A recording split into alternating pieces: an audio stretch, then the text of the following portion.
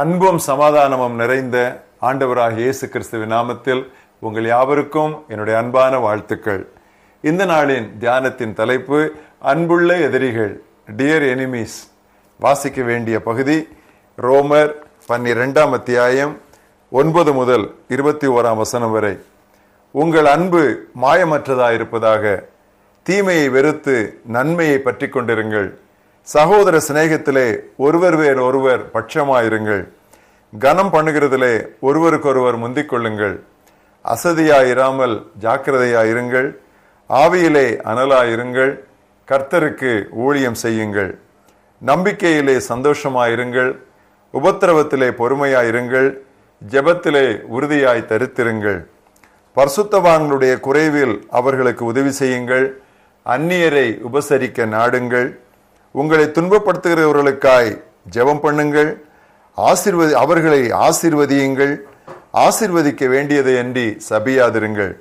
சந்தோஷப்படுகிறவர்களுடனே சந்தோஷப்படுங்கள். அழுகிறவர்களுடனே கூட அழுங்கள். ஒருவரோடொருவர் ஏக சந்தை உள்ளவர்களாய் இருங்கள். மேன்மையானவைகளை சிந்தியாமல் தாழ்மையானவர்களுக்கு இணங்குங்கள். உங்களையே புத்திமான்கள் என்று எண்ணாதிருங்கள். ஒருவனுக்கும் தீமைக்கு தீமை செய்யாதிருங்கள். எல்லா மனுஷருக்கு முன்பாகவும் யோக்கியமானவைகளை செய்ய நாடுங்கள். கூடுமானால் உங்களாலான மட்டும் எல்லா மனுஷரோடும் சமாதானமாயிருங்கள். பிரியமானவர்களே, பழி வாங்குதல் எனக்குரியது, நானே பதில் செய்வேன் என்று கர்த்தர் சொல்லுகிறார் என்று எழுதியிருக்கிறபடியால் நீங்கள் பழி வாங்காமல் கோபாக்கினைக்கு இடம் கொடுங்கள். அன்றியும் உன் சத்துரு பசியாயிருந்தால் அவனுக்கு போஜனம் கொடு. அவன் தாகமாயிருந்தால் அவனுக்கு பானம் கொடு. நீ இப்படி செய்வதனால் அக்கினி தழலை அவன் தலையின் மேல் குவிப்பாய். நீ தீமையினால் வெல்லப்படாமல் தீமையை நன்மையினால் வெல்லு. இன்றைய மனப்பாட வசனம் மத்தேயு 5:44. உங்கள் சத்துருக்களை சிநேகியுங்கள், உங்களை பகைக்கிறவர்களுக்கு நன்மை செய்யுங்கள். Love your enemies, do good to those who hate you. கிறிஸ்தவனுக்கு விரோதிகள் என்றால் பெரும்பாலும் சிலுவைக்கு விரோதிகளும் நற்செய்தி பணியை எதிர்க்கிறவர்களுமே. ஆனால் சில வேளைகளில் தங்கள் விருப்பு வெறுப்பு சுபாவம் இவைகளை அடுத்தும் பகைக்கிறவர்களும் நமக்கு இருக்கலாம். ஒரு சில சமயங்களில் இவர்களோடு சமாதானமாய் இருப்பது இயலாது போகலாம். எனவேதான் கூடுமானால் உங்களாலான மட்டும் எல்லா மனிதரோடும் சமாதானமாயிருங்கள் என்கிறது திருமறை. உங்களை எதிர்ப்போர் அல்லது விரோதிகளுடன் உங்கள் உறவை நீங்கள் மேம்படுத்த இன்று சில வழிமுறைகளை நான் உங்களுக்கு சொல்லுகிறேன். முதலாவது, அவர்கள் மீதும் தேவன் எவ்வளவு அன்பை காட்டுகிறார் என்று நீங்கள் எண்ணி பார்க்க வேண்டும். மத்தேயு 5:45 இயேசு சொன்னார், கடவுள் தீயோர் மீதும் நல்லோர் மீதும் தமது சூரியனை உதிக்க பண்ணி நீதியுள்ளோர் மீதும் அநீதியுள்ளோர் மீதும் மழையை பெய்ய பண்ணுகிறாராம். ஒவ்வொருவரும் இறைவனுக்கு அருமையானவர்கள். நல்லவன் அல்லது கெட்டவன் என்று அழைக்கப்படும் ஒவ்வொருவருக்காகவும் கிறிஸ்து மரித்தார் அல்லவா? இரண்டாவது, நம்மீது கடவுள் எவ்வளவு பொறுமையாய் இருக்கிறார் என்று நாம் சிந்தித்து பார்க்க வேண்டும். எத்தனை முறை நாம் அவரை ஏமாற்றியும் அவர் நம்மை விட்டு விடவில்லையே. இரக்கத்தில் செல்வந்தராகிய அவர் நாமும் பிறரை குறித்து 70 தடவையாவது மன்னிக்க வேண்டும் என்று எதிர்பார்ப்பது நியாயம்தானே? இளைஞனாகிய யோசேப்பு தனக்கு துரோகம் செய்து தன்னை குழியில் எரிந்துவிட்ட தனது சகோதரரை கூட மன்னித்தது, அதுதான் இறைவனின் விருப்பம் அல்லவா? அதுதான் இறைவன் விரும்பும் குணம் அல்லவா? நன்மைக்கு தீமை செய்வது சாத்தானது பண்பு. தீமைக்கு தீமை செய்வது மனிதனது இயல்பு. தீமைக்கு நன்மை செய்வதோ இறைவனின் மாண்பு. Doing bad for good is devilish. Doing bad for bad is human. Doing good for bad is divine.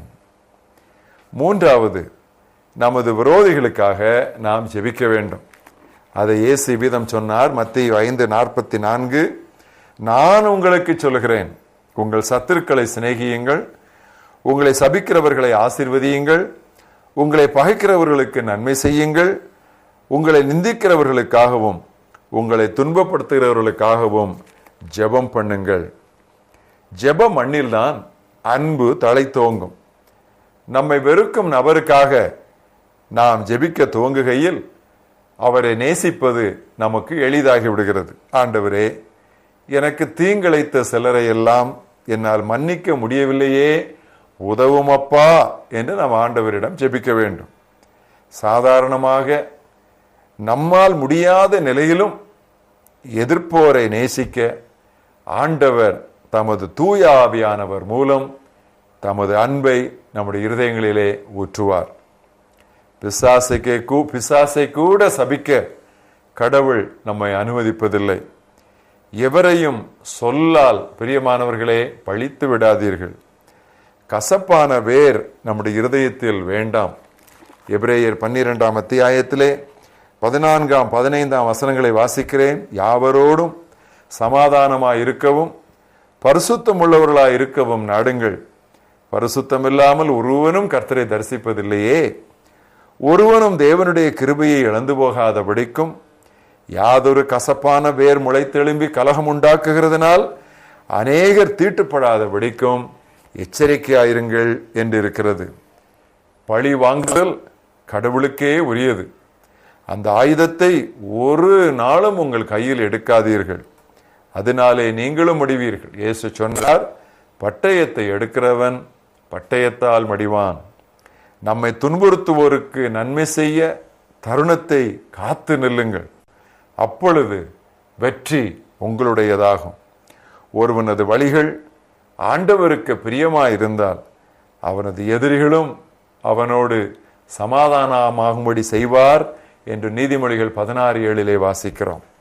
கீர்த்தனையிலே ஒரு அழகான ஒரு பாடல், அதிலே ஒரு கவி, எப்பெயரில் எம்மனிதர் பிரிந்திடினும் எல்லாருக்கும் இளையவனார் ஒருவரே ஒருவர், எப்போதும் திறந்த மனம் ஏற்பிருந்தால் எதிர்பாரா புதுமைகள் தினமும் நிகழும்.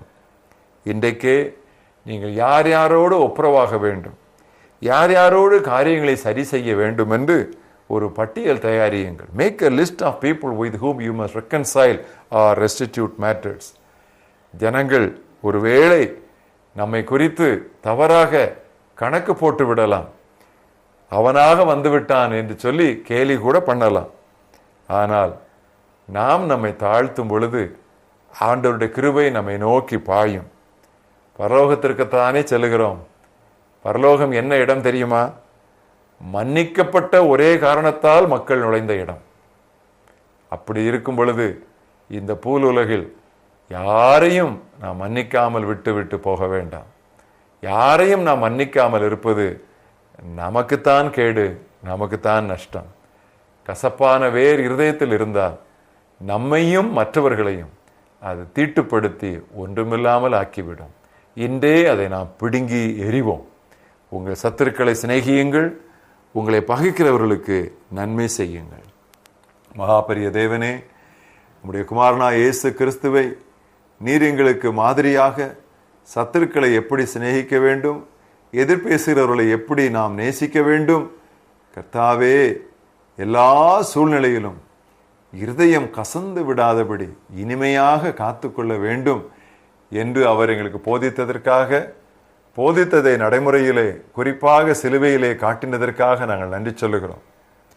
சிலுவை சுமக்கும்படி அழைக்கப்பட்ட நாங்கள் எந்த சூழ்நிலையிலும் யாரையும் பழித்து விடாதபடி, கர்த்தாவே எல்லாரையும் தாராளமாக மன்னித்து விடும்படி எங்கள் இருதயங்களை நீர் விசாலமாக்க வேண்டும் என்று நாங்கள் செபிக்கிறோம். எங்களை மன்னித்தீரே, நாங்கள் மற்றவர்களை மன்னிக்கட்டும்.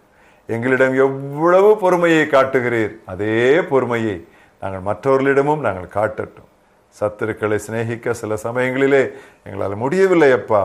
உம்முடைய அன்பின் ஆவியை எங்கள் இருதயத்திலே நீர் ஊற்றாவிட்டால் இந்த காரியத்தை செய்ய எங்களால் முடியாது. நீர் எங்களுக்கு உதவி செய்யும். உம்முடைய கரத்தில் எங்களை ஒப்புக் கொடுக்கிறோம். தேவ கிருபை கூட இருக்கட்டும். சமாதானம் எங்கள் இருதயங்களிலும் எங்களுடைய சுற்றங்களிலும் நதிபோல் பாய்ந்து ஓடச் செய்யும். இயேசு கிறிஸ்துவின் நாமத்தில் ஜெபிக்கிறோம் எங்கள் ஜீவனுள்ள பிதாவே, ஆமென்.